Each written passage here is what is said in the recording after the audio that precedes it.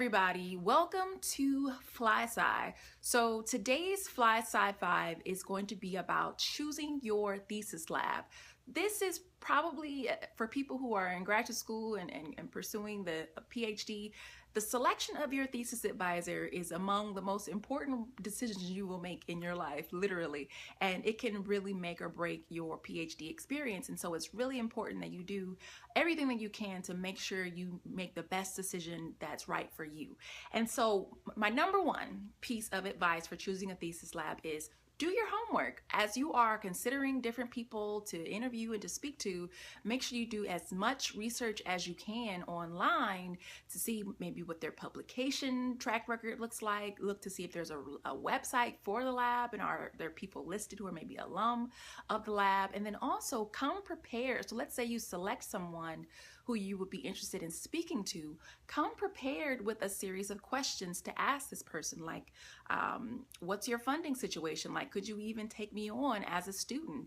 How many students have you graduated, or how many graduate students have you had, and how long did it take them to complete their PhD? These are very valid questions to ask, and so really come prepared with a list of questions just to get a sense about this person before you even meet with them to initially talk about setting up the rotation. So that's number one.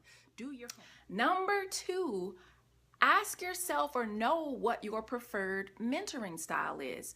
Are you a person that likes someone to be very hands-on, that will give you more attention and more guidance, or are you an independent or a more independent person and you perhaps prefer to have someone be more hands-off and that's not going to potentially try to micromanage you as you are progressing through your research project? So that's number two. Know what your mentoring style is, and then make sure you are paying attention to that as you are both interviewing this potential PI and also talking to other people in the lab. And so that's number two. Know your preferred mentoring style.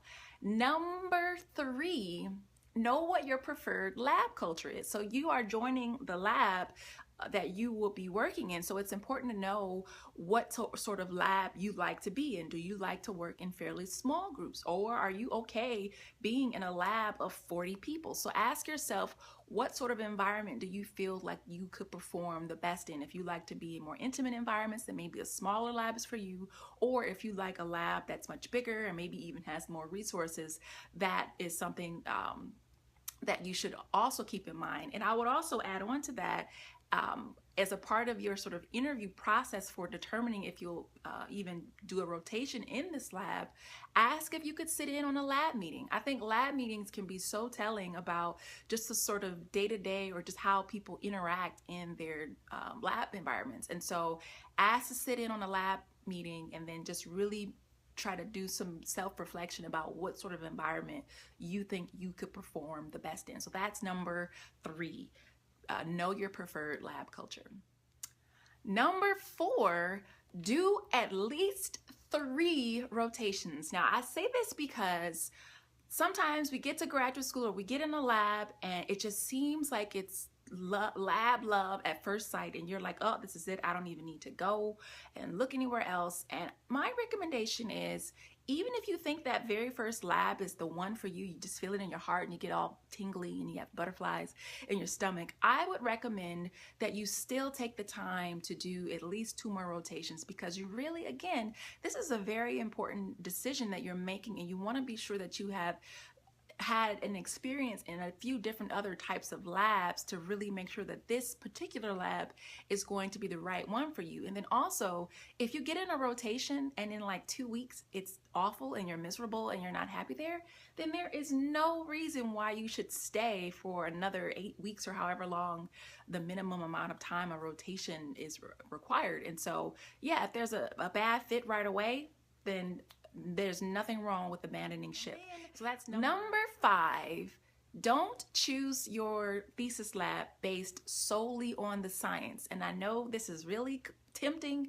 You have been always admiring this one professor. They've done all this amazing work, and you just want to go and just work with them, but you really have to take into consideration all these other factors that I just talked about. What's your preferred mentoring style? What's your preferred lab culture? Does this person have resources to support you? These are all important factors to take into consideration, and the science alone is not enough to make sure that you are putting yourself in a position where you can be successful. You want to be in a lab where you can thrive. And so make sure that you love the science, that you have a mentor, that you like their mentoring style, and that the culture is one that is conducive for you being productive. And so that's it. That's my Fly Sci 5.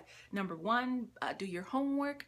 Number two, know your preferred mentoring style. Number three, make sure you are aware of your preferred lab culture. And then number four, do at least 3 rotations. And then lastly, don't choose your lab based solely on the science. So that's it for today, guys. Thanks for watching.